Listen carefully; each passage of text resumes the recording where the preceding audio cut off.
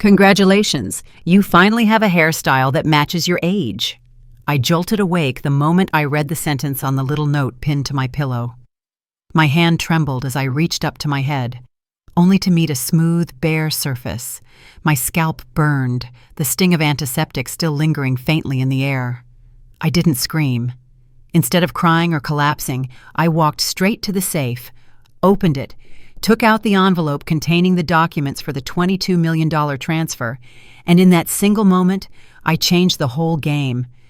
I decided to freeze that gift. I stood frozen in front of the marble-tiled bathroom mirror. The woman staring back at me was not Regina Holt, the real estate CEO who had built dozens of skyscrapers across Baltimore. She was a woman humiliated to the very core.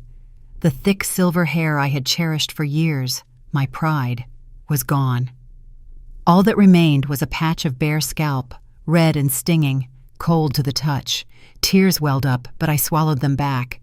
They wanted me to break. They wanted me to disappear on the very day I was supposed to stand tall as the groom's mother. No, I would not let Betrayal claim that victory. On the oak nightstand, I noticed an ivory envelope with tidy blue handwriting. So neat, it looked artificial. Have a wonderful day at your daughter-in-law's wedding. A messy heart doodle ended the line. The paper still carried a faint trace of expensive perfume. The scent I had smelled 100 times on my future daughter-in-law. I didn't need to guess who had done this. I inhaled deeply. My whole body was shaking, yet my mind had never been clearer. The bedroom safe was still open from the night before, where I had carefully placed the envelope containing the $22 million transfer for Tristan and Betrayal. It was the wedding gift I had spent weeks preparing, believing it would be the final bridge keeping my son close to me. But now, as my fingertips brushed the envelope, everything felt different. The paper no longer felt soft. It was sharp like a blade, cutting straight into my palm. I gripped it tightly, then placed it back inside the safe, turned the dial, and listened to the cold clink of metal locking in place. The decision had been made. That gift would never leave this safe. I picked up the phone and called Jamal Rivers, the family lawyer who had stood by us for years. He answered after 2 rings. "Regina, ready to sign the transfer confirmation? I've prepared everything exactly as you requested." I kept my voice steady. "Jamal, freeze it.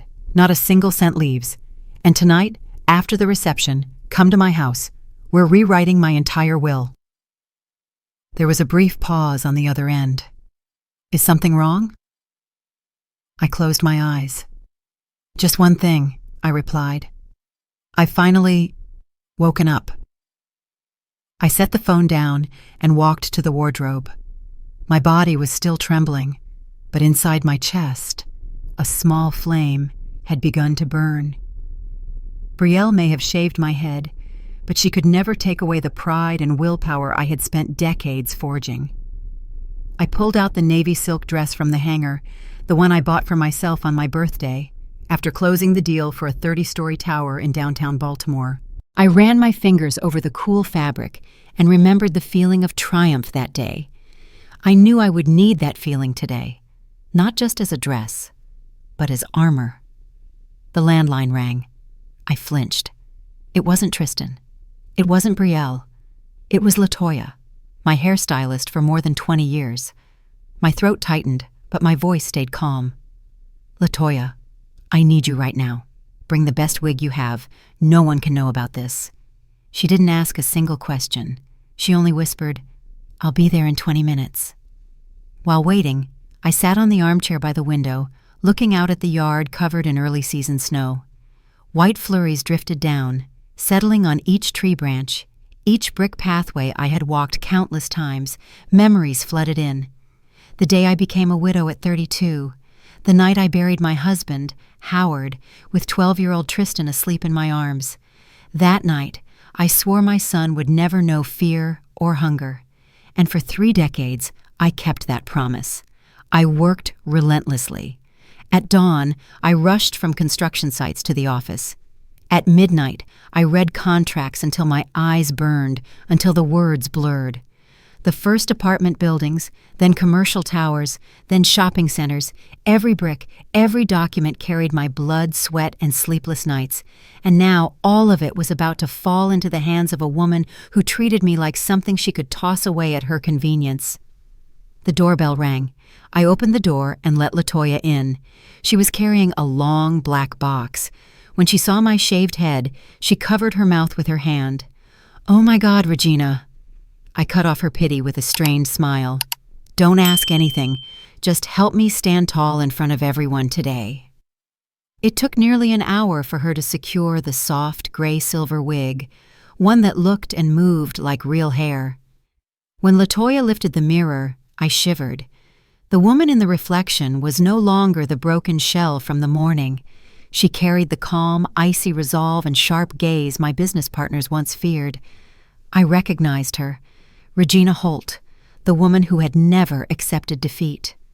I thanked LaToya, slipped a thick envelope into her hand, and walked her to the door. When I was finally alone, I reached into my handbag and carefully placed inside a small recorder. My instincts told me that today, words without proof wouldn't save anyone. The clock read 10 a.m., 3 hours left until the ceremony at Bethel AME Church, one of the oldest churches in West Baltimore. I closed my eyes and drew a deep breath.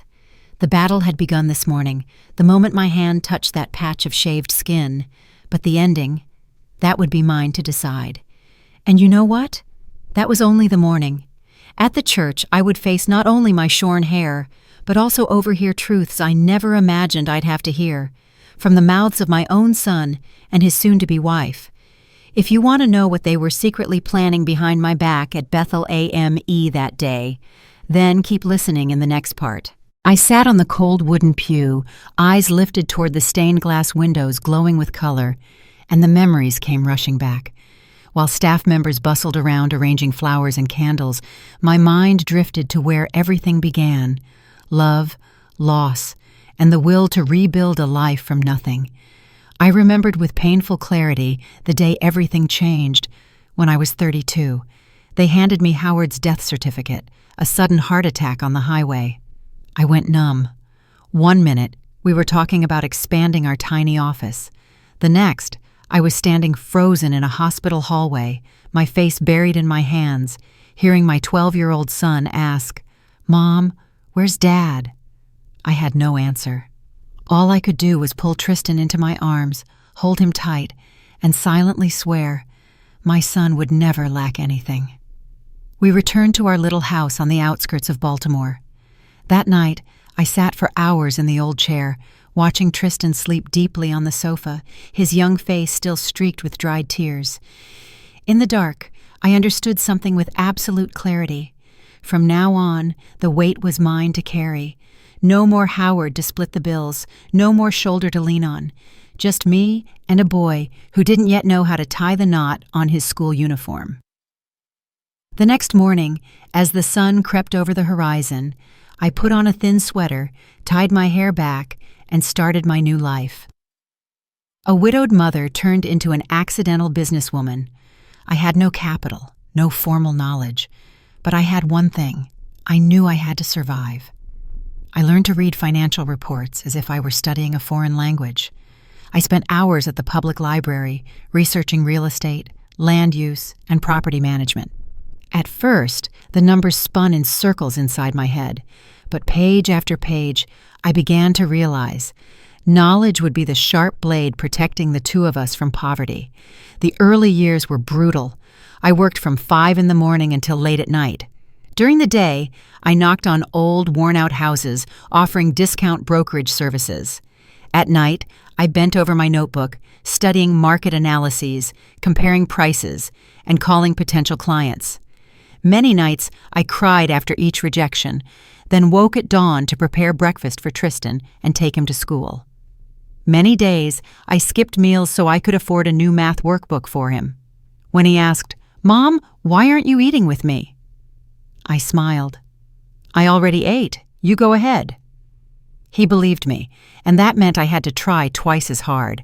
I wanted him to grow up feeling safe, unlike my own childhood, rummaging through an empty fridge, hoping to find one last stale piece of bread. 3 years later, I bought my first duplex. I remember how my hand shook so badly during the signing that I nearly dropped the pen. But once I set it down, I knew a new door had opened. From there, brick by brick, apartment by apartment, then building by building. The Holt real estate footprint began with bitterly cold mornings walking to the brokerage office, hoarse phone calls, and nights illuminated only by a desk lamp over my burning eyes. Tristan was different. He saw only the results, never the process. By 18, he was used to new cars, tuition fully paid, and never having to think about the price of a shirt. I raised him like a prince, and forgot to teach the prince how to wield his own sword.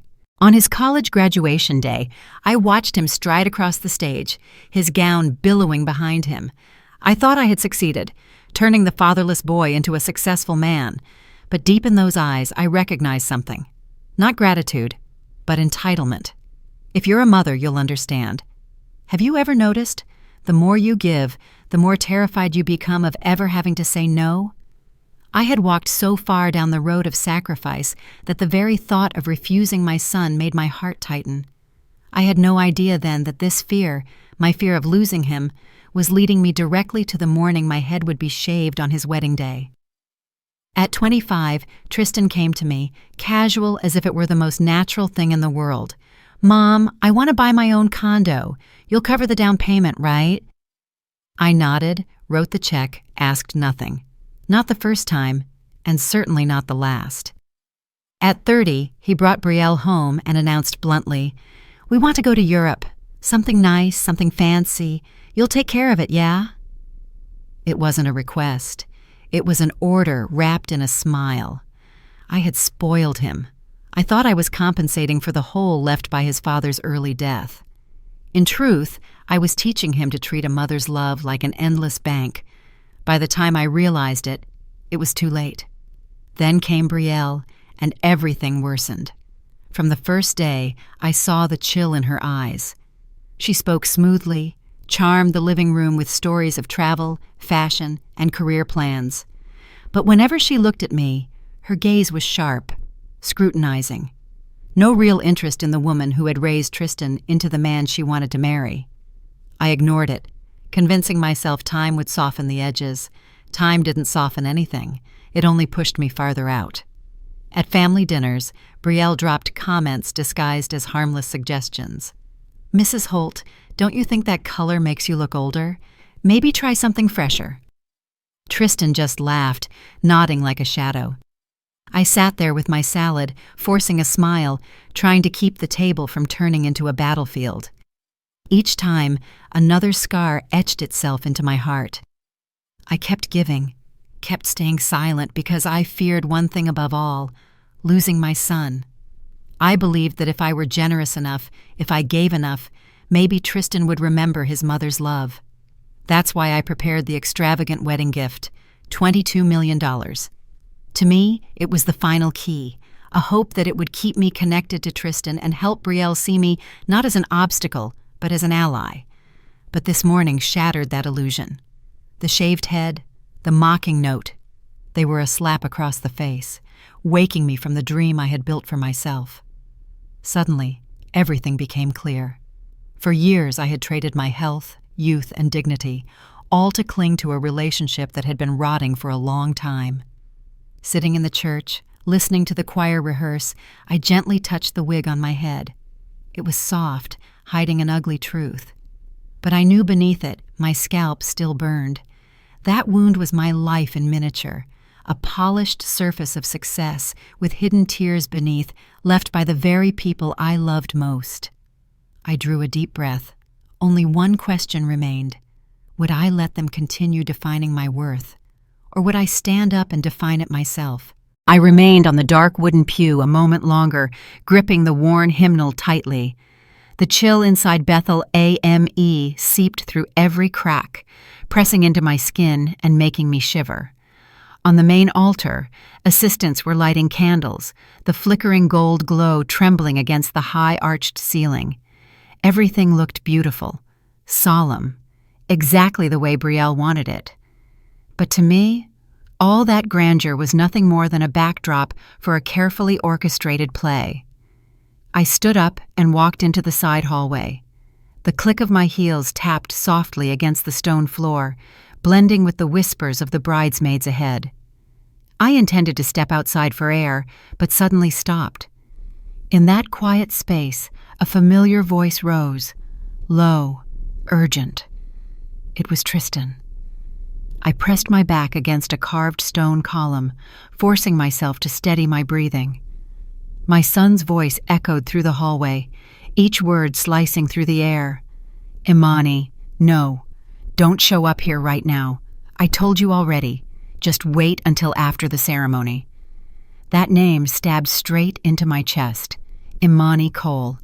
I had seen her many times at Tristan's office, the young secretary with quick eyes and a bright smile. I once thought she was simply a devoted assistant. Now everything was clear as daylight. Tristan continued, his voice dropping into an intense whisper over the phone. Once I get the money from my mom, everything will change. We won't have to hide anymore. No more sneaking around. You just need to be patient a little longer. The hymnal slipped onto my lap, my hands trembling uncontrollably. Each word hit my ears like a cold blade. The money he was talking about was my wedding gift, the $22 million. My life's work had suddenly become the ticket for my son to run away with his mistress, even as he prepared to stand at the altar with Brielle.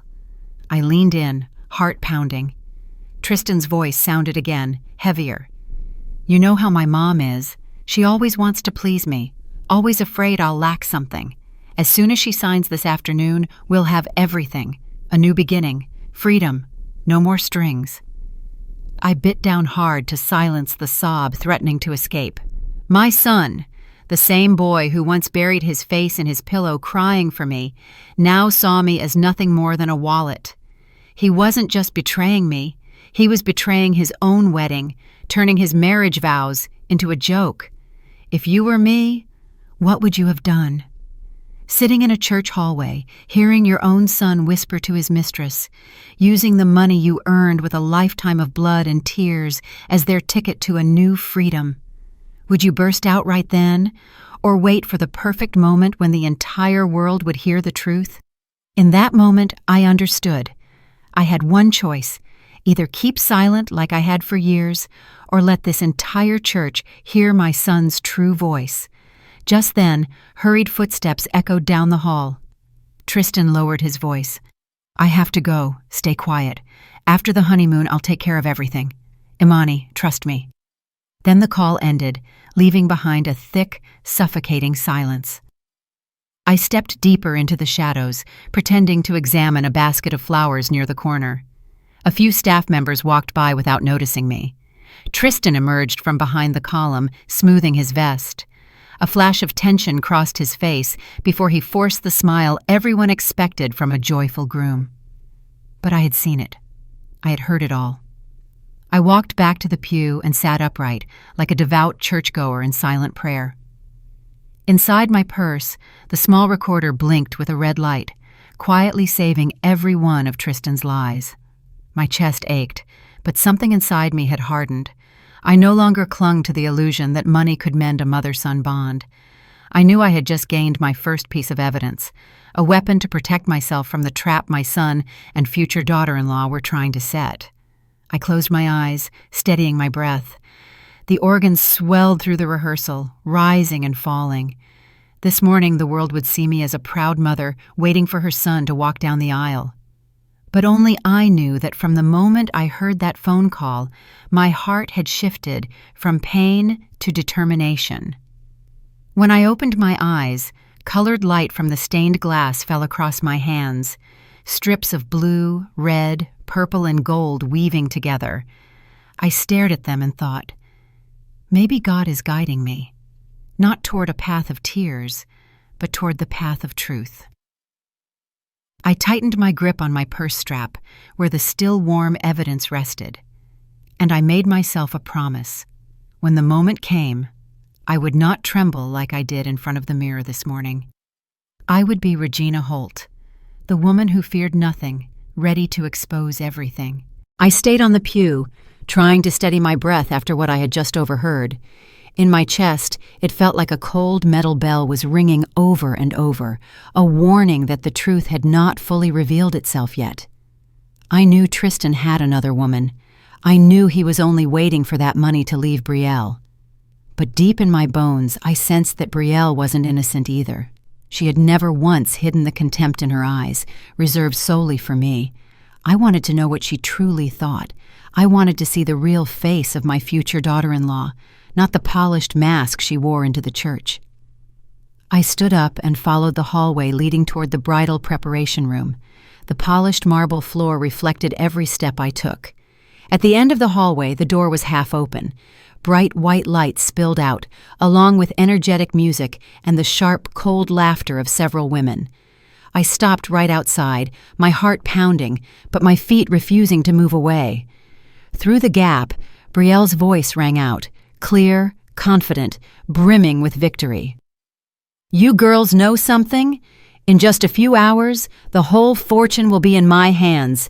$22 million, and by law, I get half."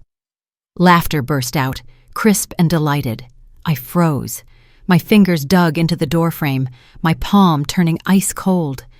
Brielle continued, her voice dropping, each word sharp as a blade. "And after that, I'm filing for divorce. I've already talked to a lawyer. I don't need to stay with Tristan forever.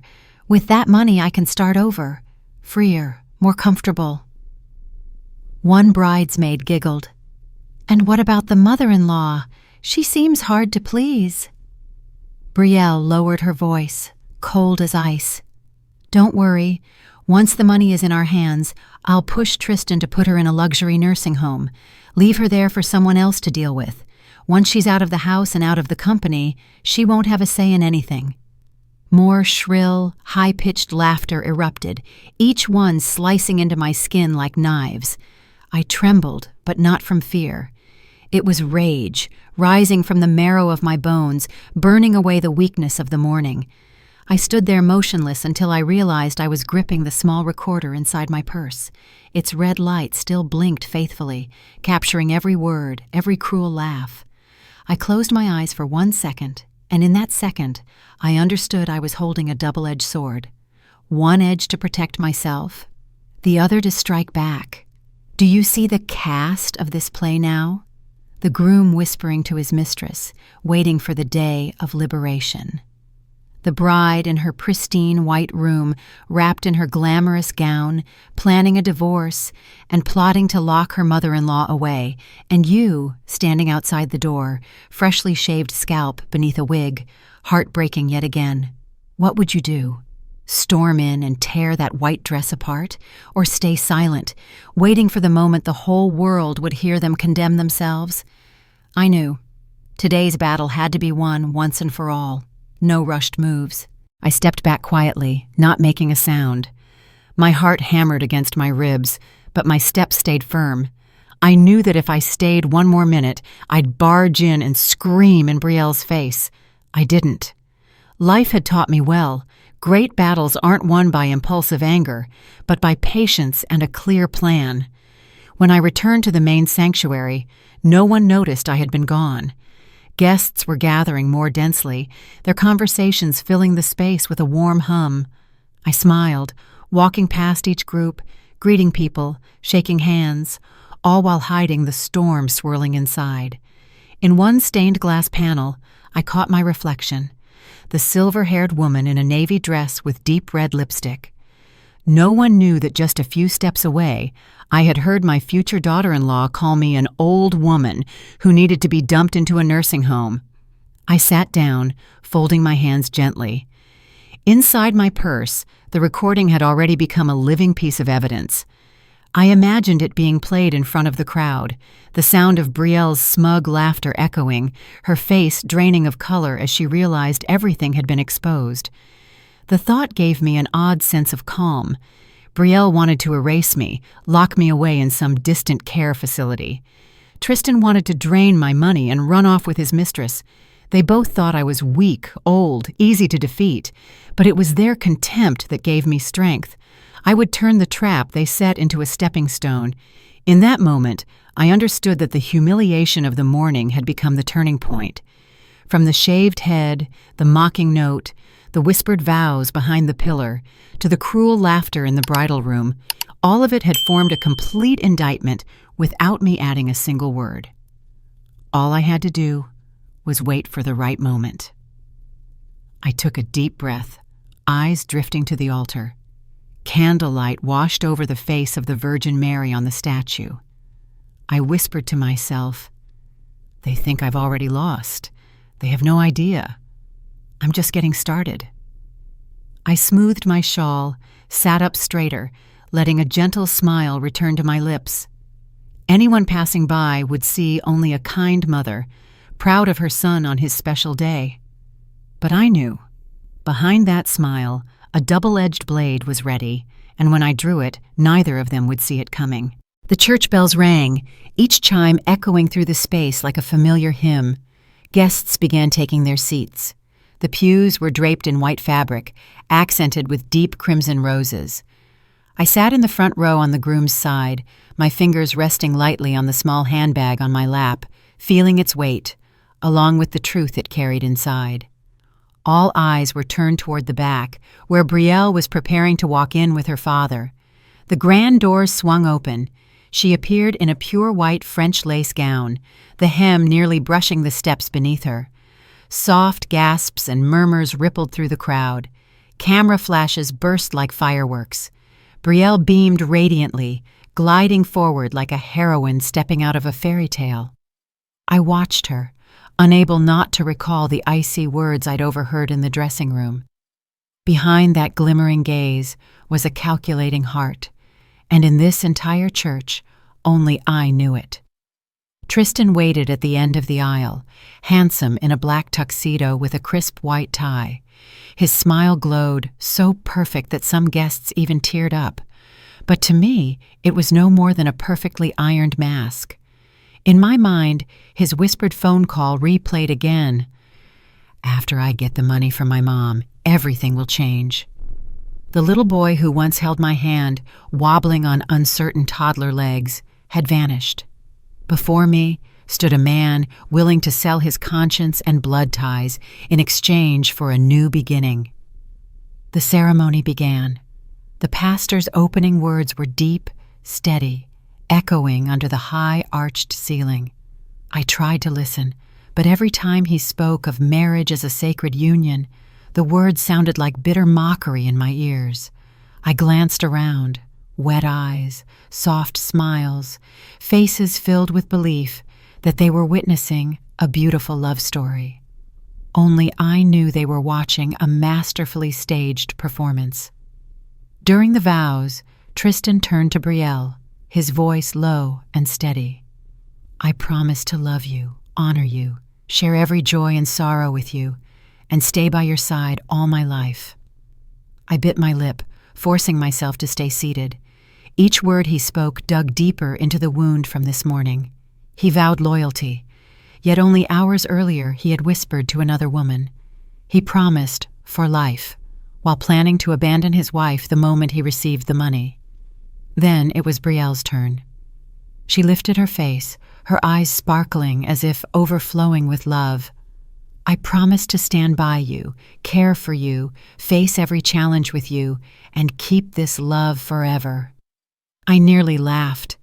The vow sounded like a beautifully written poem, yet in my mind echoed her icy words in the dressing room. "I'll file for divorce, and the mother-in-law will be sent to a nursing home." The sweetness in her voice and the malice behind it clashed so violently it made my skin prickle. If you were sitting in the front row, imagine you're sitting there, front row, everyone around you moved to tears, believing they're witnessing a beautiful love. Only you know the groom is hiding a mistress. Only you know the bride is planning to leave her husband and lock you in a nursing home. If it were you, would you rise when the pastor asked, "Does anyone object to this marriage?" Would you expose the truth right at the altar? Or would you stay silent, waiting for the moment when they would be forced to hear their own voices, undeniable and damning? As for me, I knew I had only one chance to flip this table.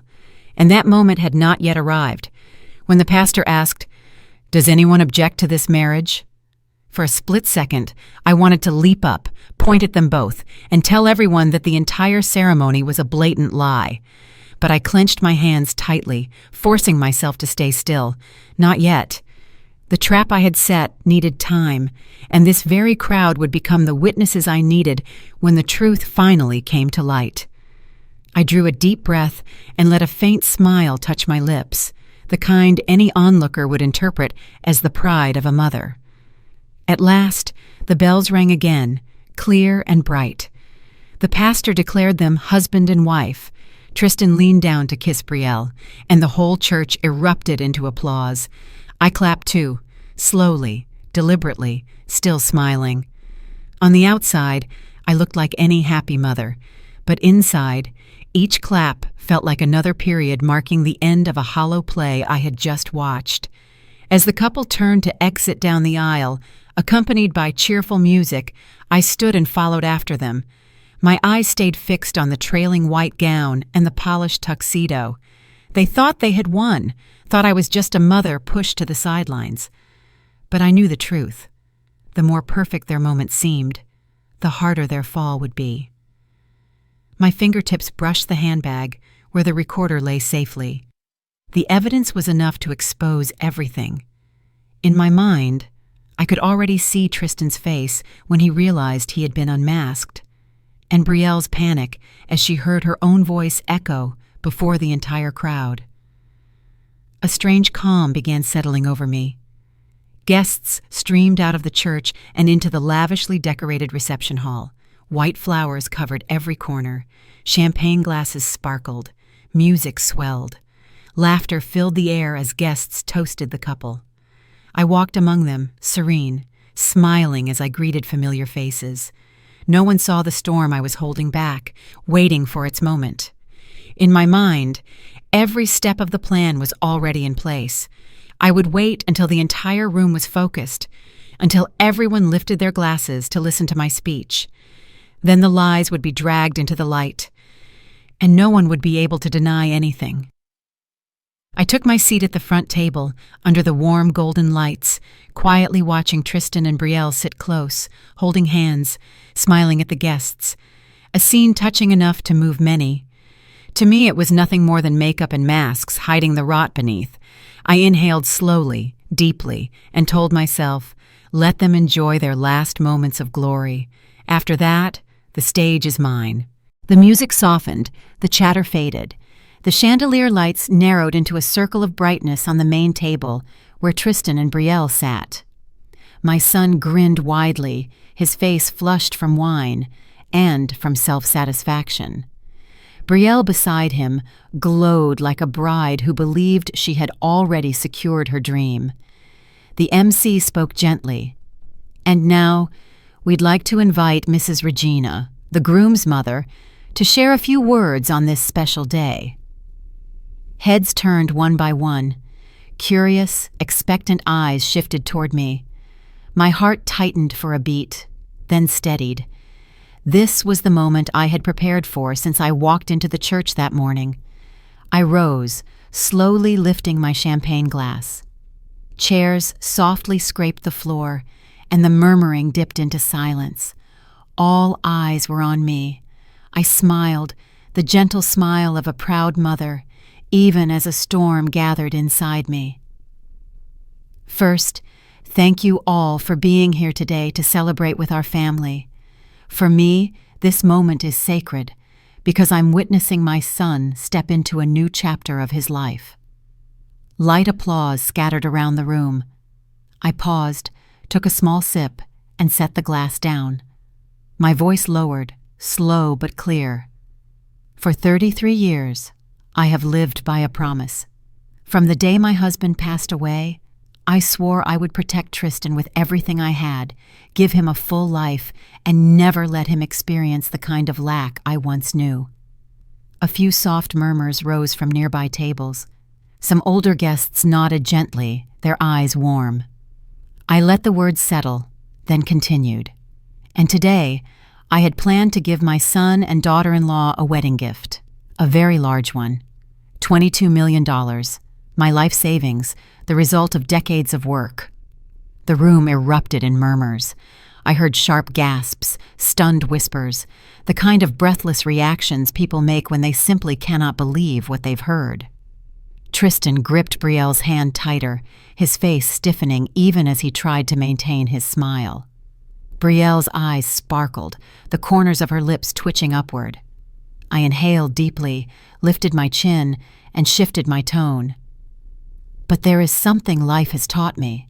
Not every sacrifice is appreciated, and not everyone is worthy of the gift you intend to give. The air tightened instantly. Curious, cautious eyes returned to me. Tristan leaned forward, about to speak, but I raised my hand to silence him. I opened my bag, took out the small recorder, and placed it on the table. The red light blinked. Before I make my decision, I think everyone should hear a few truths. The room went dead silent. I pressed play. Tristan's voice rang out, sharp and unmistakable in the stillness. After I get the money from my mom, everything will change. We won't have to hide anymore. You just need to be patient a little longer. The audio was so crisp that several people couldn't mask their shock. Mouths gaped open, eyes widened in horror, darting toward the groom's table. Tristan's face drained of color. He shot up from his seat, stammering, "Mom, this is a misunderstanding." I looked straight into my son's eyes, my voice calm but steel hard. "A misunderstanding? Then whose voice is this, Tristan? Whose words are these?" Noise swelled. Guests whispered urgently. Some had already lifted their phones to record. Brielle stared at her husband, eyes wide with panic, trying to force a stiff smile. I didn't let them recover. I pressed to the next clip. "You know how my mom is. She always wants to please me. As soon as she signs this afternoon, we'll have everything. A new beginning, freedom, no strings." The recording ended, and the room exploded like a kicked beehive. Tristan sputtered, jumping to his feet. That was just a joke. Everyone, please don't misunderstand." I narrowed my eyes, slicing through his excuse. "A joke? A joke about betraying your marriage? A joke about treating your mother like a walking wallet?" Tristan fell silent, sweat beading on his forehead. Brielle tried to grip his hand, but her own fingers were shaking. "If you were in that room, imagine you're one of the guests below. You had just lifted your glass to toast when the groom's mother suddenly plays a recording, and you hear the groom planning a new beginning with his mistress once he gets his mother's money. Would you believe it was just a joke? Or would you start wondering how many more masks are waiting to fall? And more importantly, if you were Regina, would you stop here or go all the way?" I turned to Brielle, locking eyes with her. "And Brielle, you also have something to explain." I pulled out the small note, the cruel message I found on my pillow this morning. "Congratulations on getting a hairstyle that suits your age. Enjoy your daughter-in-law's wedding." I held the paper up for the nearest tables to see. "Did you plan to erase me from this day by shaving my head while I slept? Such a petty, humiliating little game?" Brielle shot up, her face flushed red. "That wasn't from me. You're making this up." I smiled, a cold, cutting smile. "Really? Then why, this afternoon in the bridal room, were you bragging that you'd file for divorce in a few months and take half the money? I heard everything, and if needed, I can call witnesses." The room froze. Some guests glanced at each other. Others whispered to their partners. More phones rose discreetly to record every second. Every bit of color drained from Brielle's face. Her lips trembled, opening and closing without forming words. I let the silence stretch a moment longer, then slowly lifted my glass again. "Therefore, I am canceling the $22 million gift. Neither of you deserves a single cent of the money I earned with my blood and tears." The room erupted. Gasps, murmurs, incredulous cries. Tristan collapsed back into his chair, head bowed, hand covering his eyes. Brielle stood frozen, trembling from head to toe. I ended it, my voice even, but carrying through the hall. "The greatest wedding gift I can offer today is the truth. And the truth is this: Greed and betrayal never win. I set the glass down and turned to leave. Chairs scraped, people called out, voices rose. Oh my God! I can't believe it! What just happened? But my footsteps were steady and light. I was no longer the shaking woman staring into the mirror that morning. I was the woman who had torn off the masks of her son and daughter-in-law in front of everyone. In that moment, I knew I had reclaimed control. And from here, the real game was only just beginning. I left the reception hall with my back straight, my steps neither hurried nor hesitant. Each click of my heels against the tile rang out evenly, like a reminder that a burden had finally been lifted from my shoulders. Behind me, chaos still churned, chairs scraping, people calling each other's names, the noisy uproar of a wedding that had just turned into a storm. I had just reached the main lobby when I heard rushed footsteps.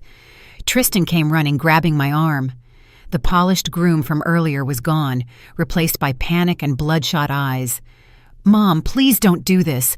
You misunderstood. It was all just—" I turned, looking straight into my son's eyes, the same eyes that once made me proud, now filled only with desperation. I shook his hand off, my voice low and firm.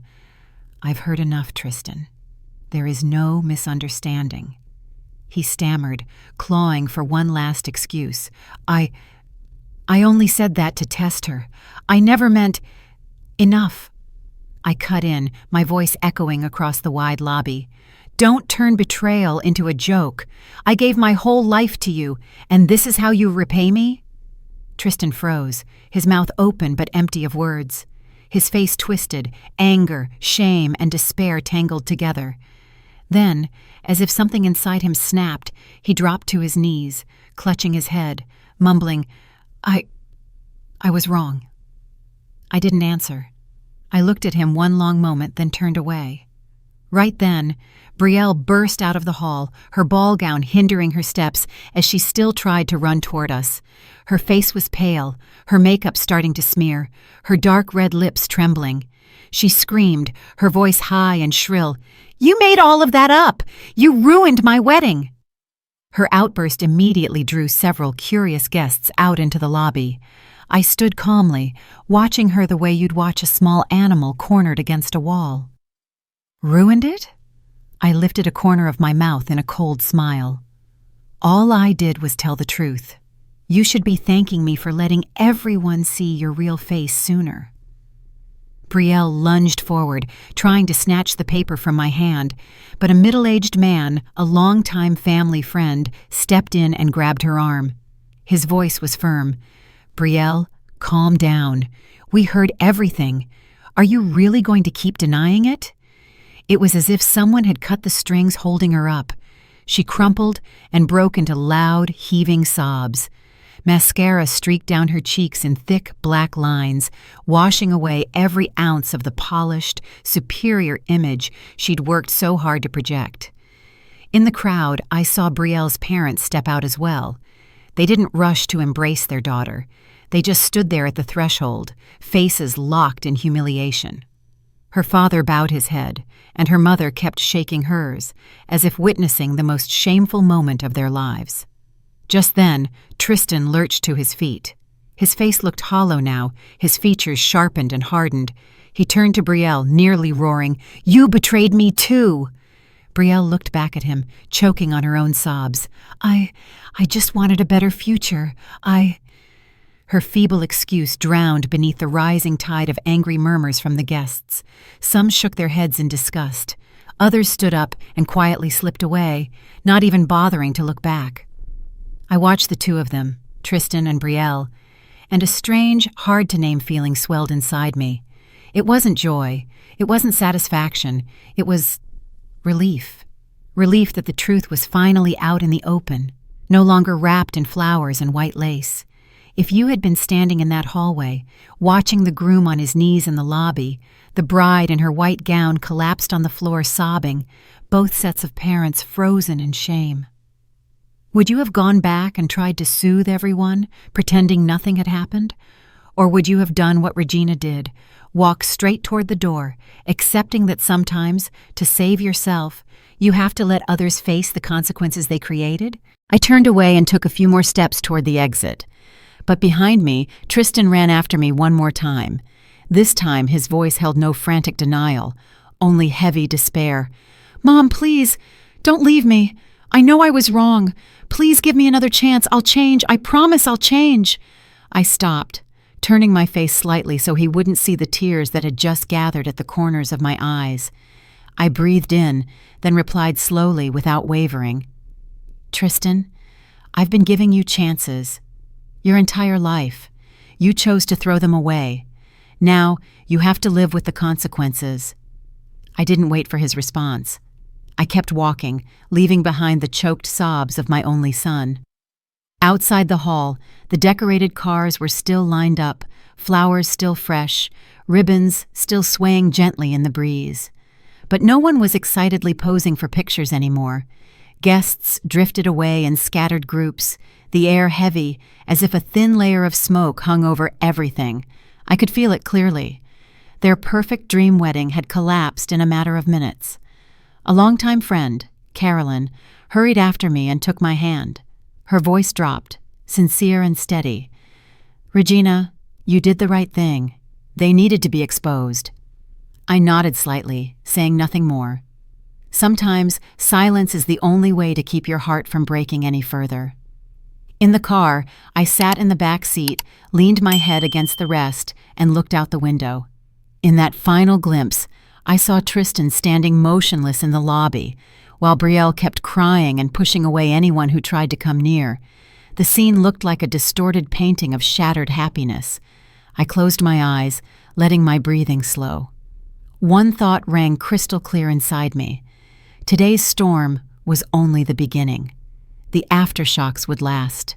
They would come to me, begging or furious. But this time, I was ready.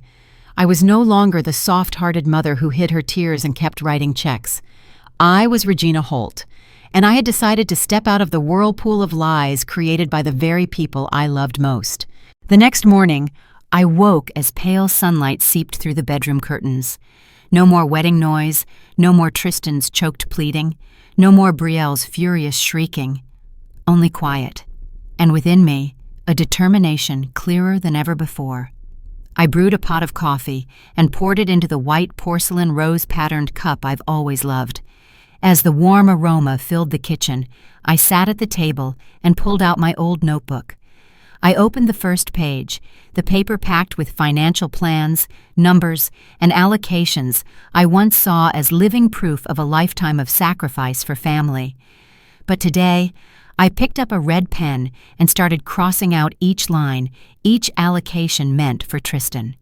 In that moment, I realized a simple yet brutal truth. No matter how much money you have, it can become a weapon turned against you when placed in the wrong hands. I had raised a man who depended on me, who never truly learned to stand on his own, and now he was willing to betray his own mother in exchange for the false freedom he thought he deserved. The painful truth snapped me fully awake. I knew I had to act before things slipped even further out of control. I called my trusted attorney, Sterling McCall, who had stood by me for 2 decades through real estate deals. His deep, warm voice came through the phone, tinged with surprise at receiving a call on a Sunday morning. "Good morning, Mrs. Regina. I thought you'd be resting today after yesterday's wedding." I allowed myself a thin smile, though he couldn't see it. "Yesterday was unforgettable, Sterling. And because of that, I need to meet you today. We must revise my entire will and transfer documents. No delays." He went silent for a few seconds, then replied firmly, "I understand. I'll head to the office right away. Will 10 o'clock work?" I nodded, even though he couldn't see that either, feeling as though a heavy stone had been lifted from my chest. If, that morning, you had the entire financial record of your life laid out before you, on one side your own child, on the other the final boundary protecting yourself, would you still blindly sign, hoping they would change someday? Or would you do what I did, pick up a red pen, redraw the boundaries, and accept you are no longer the lifeline for people willing to drag you underwater. Sterling's law office sat in a red brick building in the Inner Harbor District, downtown Baltimore, about 15 minutes from my home. When I walked in, he was already seated behind his desk, silver glasses slipping down his nose, a thick stack of files neatly arranged in front of him. He looked at me with steady, understanding eyes. "I heard a bit about the ceremony yesterday," he said slowly. "It seems you went through quite a shock." I let out a long breath, then summarized everything. The shaved head, the humiliating note, Tristan's call to his mistress, Brielle's vile words in the bridal room. Sterling listened from beginning to end without interrupting. Occasionally, he nodded, his gaze growing more serious. When I finished, he closed the old file, pulled out a new stack, and spoke with renewed firmness. "I understand, and you were right to call me immediately. First, the will. Tristan will no longer be the beneficiary. Do you want to leave that portion to anyone else in the family?" I shook my head without hesitation. "No. I want to transfer everything into a charity fund that supports widows and single mothers who want to start businesses.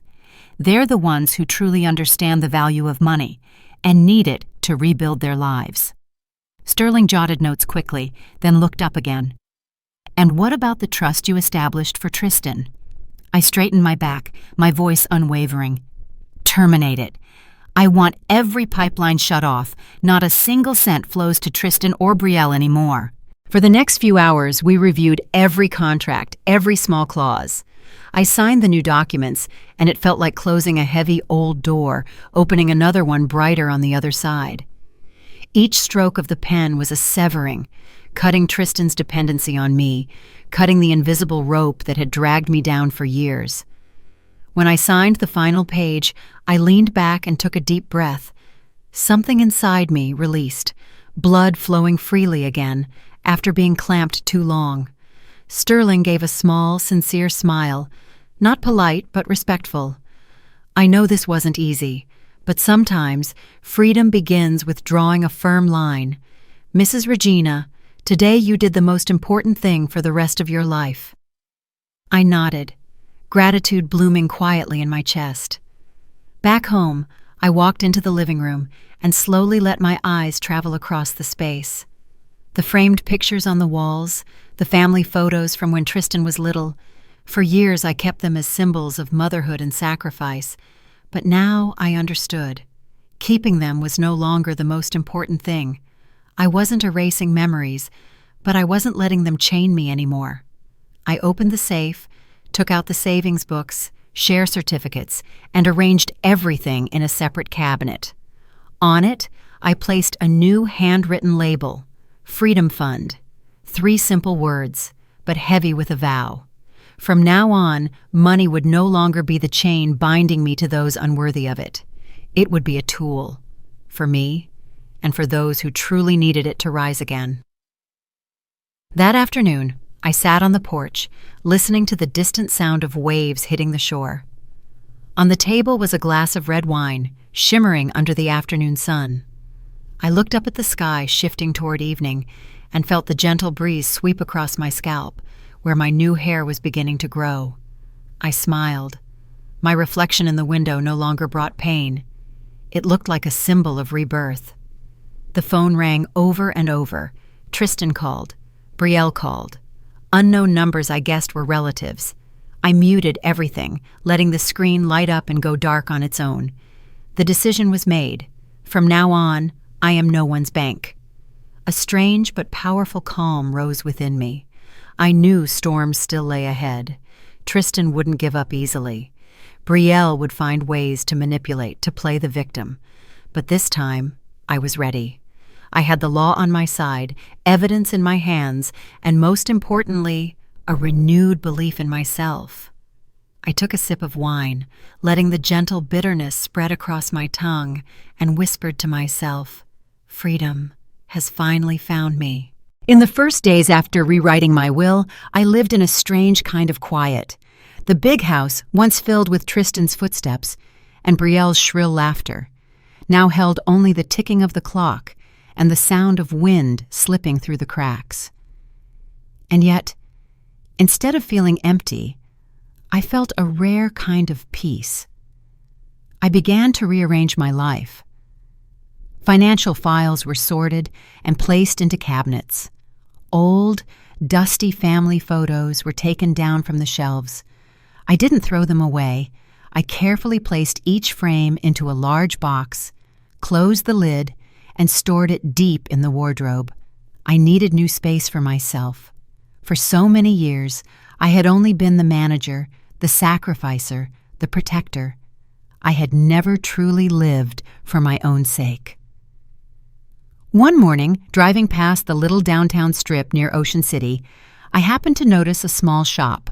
On the glass, bathed in sunlight, hung a simple wooden sign, "Landscape Painting Class for All Ages." I pulled over. Through the glass, I saw a few women sitting around a long table, paintbrushes in hand, focused on small canvases.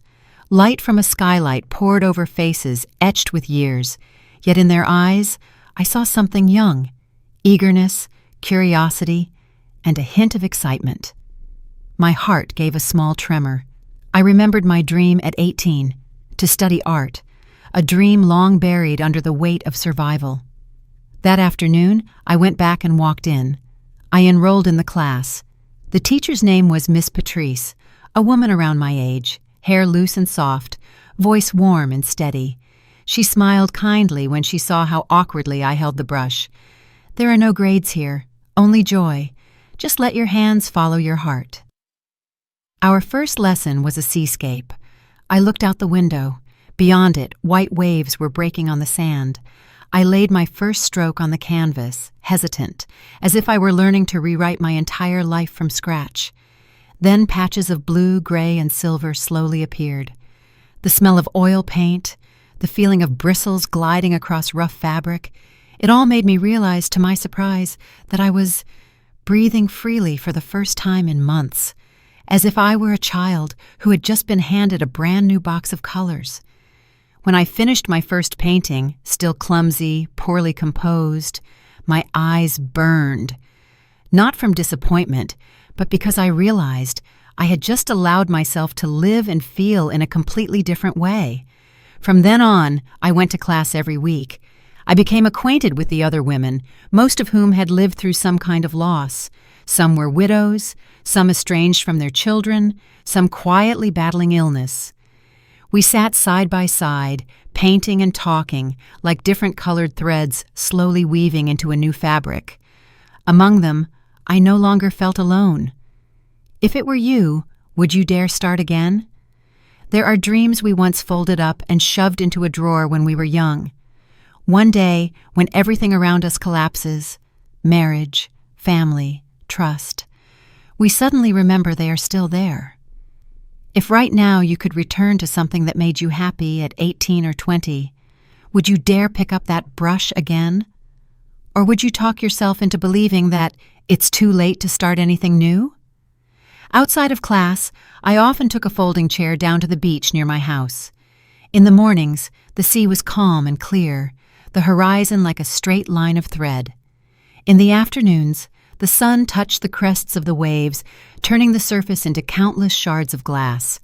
I sat there for hours, filling page after page, letting the salty wind brush through the sparse new hair growing on my head.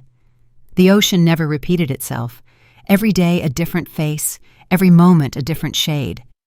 In the midst of those changes, I felt as if I too was being repainted, little by little, stroke by stroke. In class, I grew closest to Sidney Clark.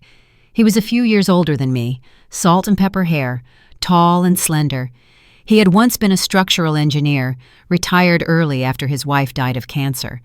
Painting was the way he chose to fill the emptiness. I remember the first time we sat side by side. He tilted his head, smiling lightly.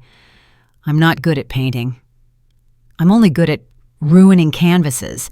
That's why I have to sit next to someone who might inspire me." I burst out laughing. A simple sentence, yet it lightened an entire heavy day in my chest. After that, we often exchanged thoughts about color, how to mix the evening sky into the sea, how to hide a smear without tossing the whole painting. One time, I accidentally smudged a whole corner of my canvas. I sighed, ready to wipe it out and start over, when Sydney leaned in, elbow on the table. "Don't worry, mistakes sometimes become the focal point. My whole life is living proof of that." We both laughed. In that laughter, I realized it had been a long time since my heart felt that light. After each class, Sydney would usually walk with me down to the shore. We talked about the past, about our children, about days when the house echoed with silence. He didn't pry, didn't overstep, didn't rush to offer cliches. He just listened, with a quiet respect I had forgotten I deserved. One day, without knowing why, I found myself telling him everything about Tristan and Brielle, the entire wound that had just torn my life open. I waited for shock, for pity, or worse, for some hollow piece of advice, but Sydney was silent for a moment, then simply nodded. "I understand. Losing trust in your family is sometimes more painful than losing money, but you're sitting here, painting, breathing. That means you chose to keep living, and that choice, to me, is worth more than any amount of money." My throat tightened. Not because it was poetic, but because it was true. Day by day, I slowly found myself again. I no longer woke up asking, "What does Tristan need today?" or "What will Brielle criticize me for next?" I woke up to choose a new palette, to decide how far I would walk along the shore, to hear Sydney talk about the bridges he once designed. I realized that life after 65 isn't necessarily the final chapter of a book. It can be the first chapter of an entirely new story. One afternoon, as a blazing sunset poured over the horizon like fire, I set my brush down and stepped back to look at the painting I had just finished. In it, the sea stretched wide, the sky glowed bright, and in the right corner, I painted a woman standing tall, silver hair blowing in the wind, facing the open ocean. That was me, but not the weak, dependent Regina who trembled in front of the mirror. It was the new Regina, free, steady, smiling at her own shadow. In that moment, I understood. Art didn't just pull me out of the darkness. It held up a mirror to my own soul. With the ocean, the colors, and a friend who knew when to stay silent and when to speak, I had begun the journey back to myself, a journey that, for many years, I had never dared to imagine. One early autumn afternoon, I returned home from my painting class, beach sand still clinging to my shoes. As I turned onto the small road leading to my house, I saw a familiar car parked at the gate. Tristan's. The car door was slightly open. He sat motionless in the driver's seat, his face hollow, nothing like the self-satisfied groom from before. I froze, one hand on the gate latch. I knew this moment would come sooner or later, the final confrontation between mother and son. When Tristan saw me, he scrambled out, eyes sunken, deep shadows carved beneath them.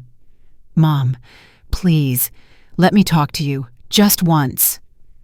I opened the gate and walked inside without a word, motioning for him to follow.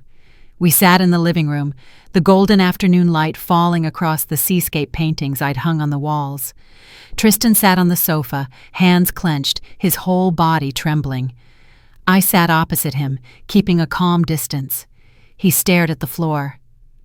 I've lost everything, Mom. Brielle left. The company I invested in went bankrupt. My friends disappeared. I have nothing left. Inside me was a mix of emotions, pity, anger, exhaustion. I asked plainly, "So today, what are you here to ask of me?" Tristan looked up, eyes red and watery. "Not money.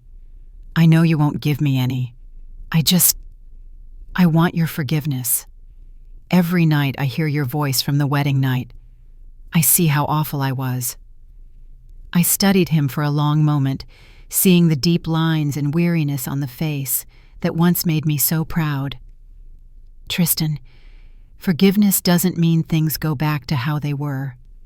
I forgive, first and foremost, so that I can be at peace, not so you can lean on me the way you used to." He broke down, heavy sobs from a man who had finally hit rock bottom. He fell to his knees and grabbed my hands. "Mom, I'm sorry. I was blind. I'll change. I'll start over. If you just give me a chance to stand beside you again." I pulled my hands away, gently but firmly. "You're my son. That will never change. But the bond built on money, expectations, and unconditional sacrifice, that's already broken. I'm not your lifeline anymore.